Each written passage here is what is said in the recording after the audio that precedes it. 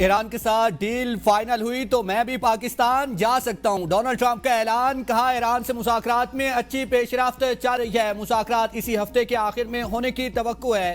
ہمارا موقف واضح ہے کہ ایران کے پاس جوہری ہتھیار نہیں ہونے چاہیے، ایران ایٹمی ہتھیار نہ رکھنے پر رضامند ہے۔ اگر ایران کے ساتھ ڈیل نہ ہوئی تو دوبارہ جنگ ہو سکتی ہے۔ پاکستان نے بہت زبردست کردار ادا کیا، وزیر اعظم شہباز شریف اور فیلڈ مارشل کا کردار مثالی ہے۔ دنیا بھر میں 9 جنگوں کو ختم کرنا میرے لیے اعزاز رہا ہے اور یہ میری 10ویں جنگ ہوگی، جلد ختم کر دیا جائے گا۔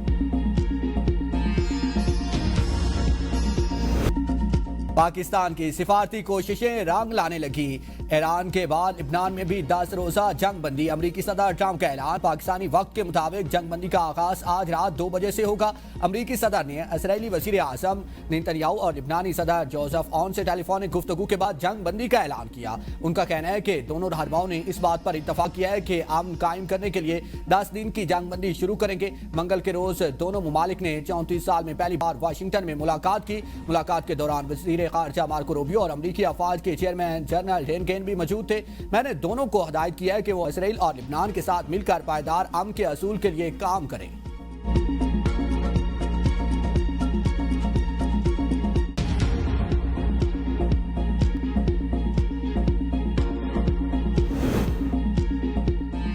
مشرق وسطی جنگ، پاکستان عالمی سفارتی محاذ پر سرگرم۔ وزیر اعظم شہباز شریف سعودی عرب اور قطر کے بعد ترکیہ پہنچ گئے، پرتپاک استقبال۔ فیلڈ مارشل سید عاصم منیر بھی متحرک، ایران میں اہم ملاقاتیں۔ وزیر اعظم کی دعا میں امیر قطر شیخ تمیم بن حمد ال ثانی سے ملاقات۔ امیر قطر نے خطے میں کشیدگی کام کرنے اور سفارتی مکالمے کو فروغ دینے میں پاکستان کے اہم کردار کو سراہا۔ دونوں رہنماؤں کی کشیدگی میں کمی کی کوششوں کی حمایت۔ توانائی کی ترسیل کے نظام کو بلا تعطل جاری رکھنے پر اتفاق۔ وزیر اعظم شہباز شریف نے کہا کہ ملاقات میں قطر کے عوام کے ساتھ مکمل یکجہتی کا اظہار کیا، دو طرفہ تعلقات کا جائزہ لیا، دفاع اور توانائی سمیت اہم شعبوں میں تعاون کو مزید مضبوط بنانے کے عزم کا اعادہ کیا گیا۔ وزیر اعظم شہباز شریف کی سعودی ولی عہد سے بھی 2 گھنٹے طویل ملاقات، جنگ بندی میں کردار اور اسلام آباد میں ہونے والے تاریخی اہم مذاکرات سے متعلق حالیہ پیش رفت سے آگاہ کیا۔ وزیر اعظم کی ترکیہ میں ترک صدر رجب طیب اردوان اور دیگر عالمی رہنماؤں سے ملاقاتیں متوقع۔ فیلڈ مارشل عاصم منیر کی ایرانی فوج کے خاتم الانبیاء ہیڈ کوارٹر آمد، میجر جنرل علی عبدالعلی سے ملاقات، 2 طرفہ امور اور باہمی دلچسپی کے معاملات پر تفصیلی تبادلہ خیال۔ فیلڈ مارشل کی ایرانی پارلیمنٹ اسپیکر باقر کالیباف سے بھی اہم ملاقات، باہمی تعلقات اور خطے کے صورتحال پر تبادلہ خیال کیا گیا۔ ملاقات کے دوران دونوں رہنماؤں نے علاقائی امن، سیکورٹی تعاون اور جاری سفارتی کوششوں پر گفتگو۔ پاکستان کی جانب سے مذاکراتی عمل کو آگے بڑھانے پر بھی زور دیا گیا۔ امریکہ پاکستان کی ثالثی کی کوششوں کا معترف، پاکستان کی سیاسی اور عسکری قیادت کے مثبت کردار کی تعریف۔ ترجمان وائٹ ہاؤس کیرولائن لیوٹ کا کہنا ہے کہ ایران سے اگلا مذاکراتی دور اسلام آباد میں متوقع ہے۔ پاکستان واحد ثالث ہے، پاکستانی مذاکرات میں غیر معمولی ثالث ثابت ہوئے، جنگ بندی سے متعلق پاکستان کی سنجیدہ کوششوں کو سراہتے ہیں۔ امریکہ کی جانب سے کسی بھی جنگ بندی میں توسیع کی درخواست نہیں کی گئی۔ امریکہ ایران کے ساتھ معاہدے کے حوالے سے پر امید ہے، مذاکرات مثبت سمت میں آگے بڑھ رہے ہیں۔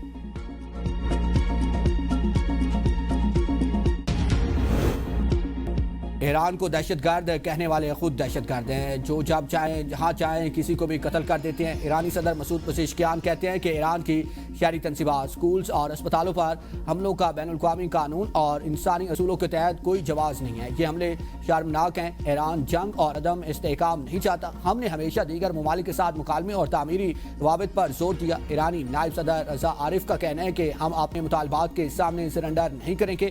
جنگ کے بعد خطے میں طاقت کا توازن بدل جائے گا، پابندیاں بے معنی ہو جائیں گی۔ ابنائے حرمت کو ہمارے قومی مفادات کے مطابق منظم کیا جانا چاہیے۔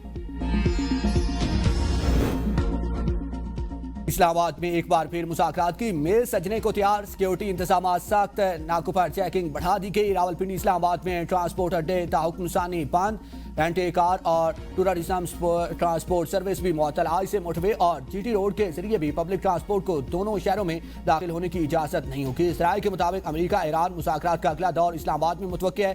سیکورٹی اداروں اور اسلام آباد انتظامیہ کو انتظامات کرنے کی ہدایت۔ پنجاب کے 10 اضلاع سے پولیس کی بھاری نفری طرف اسلام آباد میں 18,000 اہلکار تعینات کیے جائیں گے۔ ٹاکس کے دوران شہر میں مقامی تعطیلات کا امکان، موبائل سروس معطل رکھنے کی بھی تجویز زیر غور۔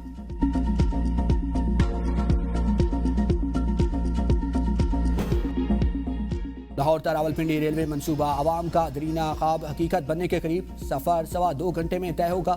پاکستان ریلویز اور پنجاب حکومت کے درمیان مفاہمت کی یادداشت پر دستخط۔ پنجاب میں فاسٹ ٹرین اور 8 لوکل روٹس پر جدید ترین ٹرین چلائی جائیں گی۔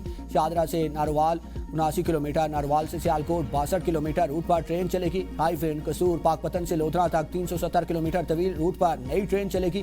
شیخوپورہ جڑاوالا شورکوٹ 220 کلومیٹر طویل روٹ پر ٹرین چلائی جائے گی۔ وزیر ریلوے حنیف عباسی کی وزیر اعلیٰ پنجاب کے ہمراہ پریس کانفرنس، کہا کہ پنجاب میں مریم نواز نے کام کیا ہے وہ نظر آ رہے ہیں، کام ہی کامیابی ہے۔ مریم نواز کی تلقین کرتے ہوئے ریلوے کی تاریخ کو بدلنا چاہتے ہیں۔